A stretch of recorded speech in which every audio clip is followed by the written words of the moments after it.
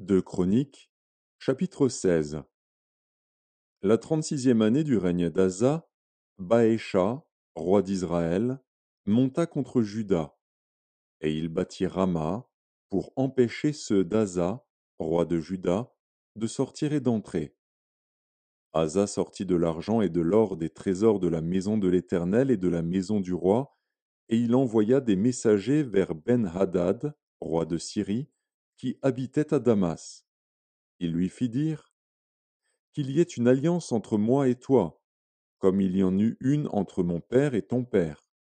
Voici, je t'envoie de l'argent et de l'or.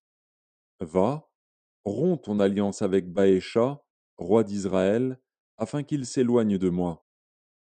Ben-Hadad écouta le roi Asa.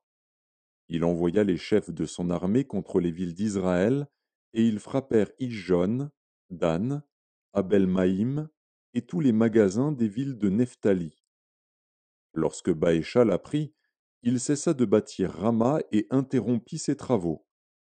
Le roi Asa occupa tout Juda à emporter les pierres et le bois que Baécha employait à la construction de Rama, et il s'en servit pour bâtir Geba et Mitzpa. Dans ce temps-là, Hanani, le voyant, alla auprès d'Asa, roi de Juda, et lui dit: Parce que tu t'es appuyé sur le roi de Syrie et que tu ne t'es pas appuyé sur l'Éternel, ton Dieu, l'armée du roi de Syrie s'est échappée de tes mains. Les Éthiopiens et les Libyens ne formaient-ils pas une grande armée avec des chars et une multitude de cavaliers? Et cependant l'Éternel les a livrés entre tes mains parce que tu t'étais appuyé sur lui. Car l'Éternel étend ses regards sur toute la terre pour soutenir ceux dont le cœur est tout entier à lui.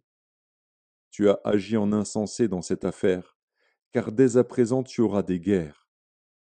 Asa fut irrité contre le voyant, et il le fit mettre en prison, parce qu'il était en colère contre lui. Et dans le même temps, Asa opprima aussi quelques-uns du peuple.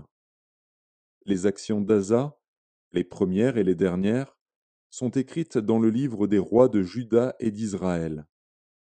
La 39e année de son règne, Asa eut les pieds malades au point d'éprouver de grandes souffrances. Même pendant sa maladie, il ne chercha pas l'Éternel, mais il consulta les médecins. Asa se coucha avec ses pères, et il mourut la 41e année de son règne. On l'enterra dans le sépulcre qu'il s'était creusé dans la ville de David. On le coucha sur un lit qu'on avait garni d'aromates et de parfums préparés selon l'art du parfumeur, et l'on en brûla en son honneur une quantité très considérable.